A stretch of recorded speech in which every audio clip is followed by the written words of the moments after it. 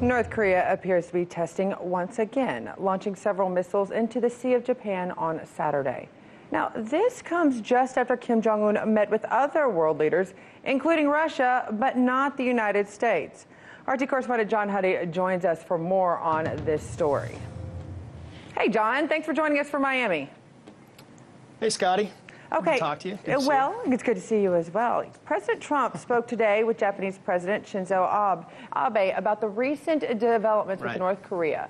And then also the continued denuclearization efforts with the country, though neither the White House nor President Trump really elaborated on what that will ultimately take to happen and what the next steps will be.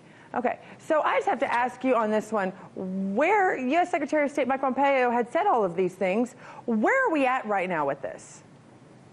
Well, first of all, as you mentioned, Scotty, President Trump did speak with Japanese Prime Minister Abe about the recent developments with North Korea and the continued push for denuclearization with the country, though neither the White House nor President Trump really elaborated what that will ultimately take to happen and what really the next steps will be. Secretary of State Pompeo said over the weekend that at no point was there any international boundary crossed with North Korea's missile tests. There was never a threat to the U.S. or Japan like there has been in the past. And he went on to say that the missiles were, quote unquote, relatively short range and not intercontinental ballistic missiles, as North Korea has tested in the past. Still, all that said, it clearly raises questions if this is perhaps an attempt by Kim Jong-un to push forward some kind of perhaps breakthrough in stalled negotiations with the U.S. after, remember, President Trump walked out of the Vietnam summit that you were at back in February, or that perhaps Kim Jong-un is showing frustration with the lack of continued talks, and this is his way of trying to flex muscle or get the U.S. And President Trump back on board. North Korea's latest missile test also comes after a pretty warm meeting. I'm sorry, for some reason I missed that whole... Yeah, go ahead. Oh, well, Scotty. Well, no, and then I wanted to ask you real quick on this side. It said, weeks ago, what were some of these analysts speculating with the conversation with Putin and what his purpose was? Well, yeah, it's a good question. I mean, it was a relatively warm meeting between the two, at least according, to the press accounts and the pictures of them having dinner and having drinks. And perhaps, some analysts speculate that maybe Putin was trying to step in to try to work a deal that maybe President Trump could not. But that said, Secretary Pompeo maintained that the U.S. will continue to pursue diplomatic efforts with North Korea, saying this on ABC News this week yesterday. Listen to this. Well, Jonathan, we still believe that there's an opportunity to get a negotiated outcome where we get fully verified denuclearization. Chairman Kim has repeated that. He's repeated that quite recently, in fact. And so we hope that this act that he took over the weekend won't get in the way. We want to get back at the table. We want to continue to have these conversations. The sanctions, the global sanctions put in place by the UN Security Council, they're still in place.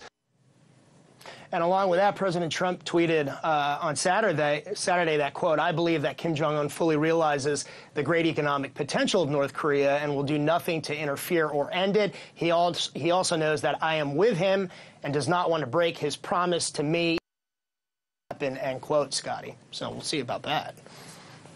President Trump, has he said anything about North Korea's effort building relations with other countries like Russia and what the strategy may be? Well, the president did acknowledge, remember last week, that he spoke by phone with Vladimir Putin. In part, he said about North Korea and the commitment and ongoing need for denuclearization, but he didn't say anything specific about what he thinks North Korea's purpose or strategy behind that meeting or any others may be. Again, we talked a little bit about this earlier.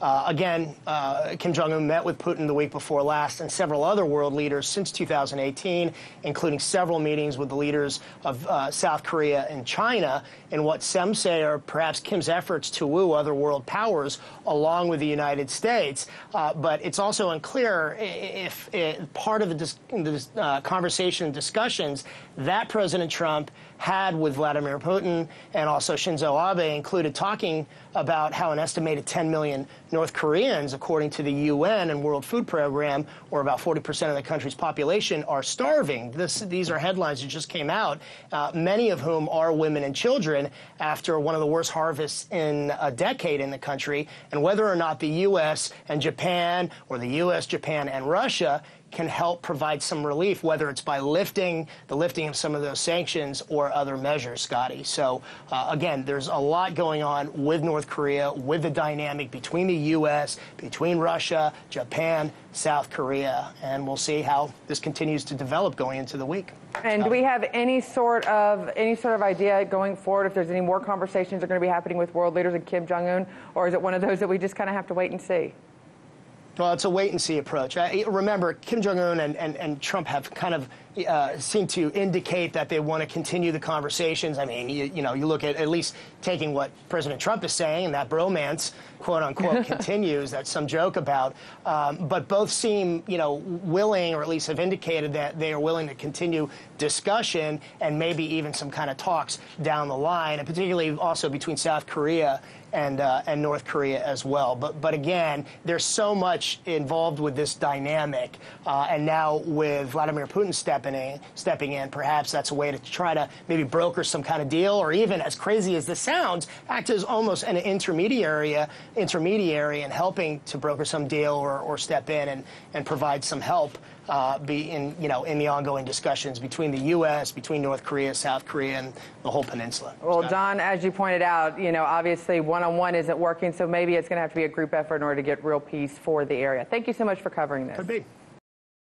Hey YouTube, thanks for checking out our channel. We hope you enjoyed the video.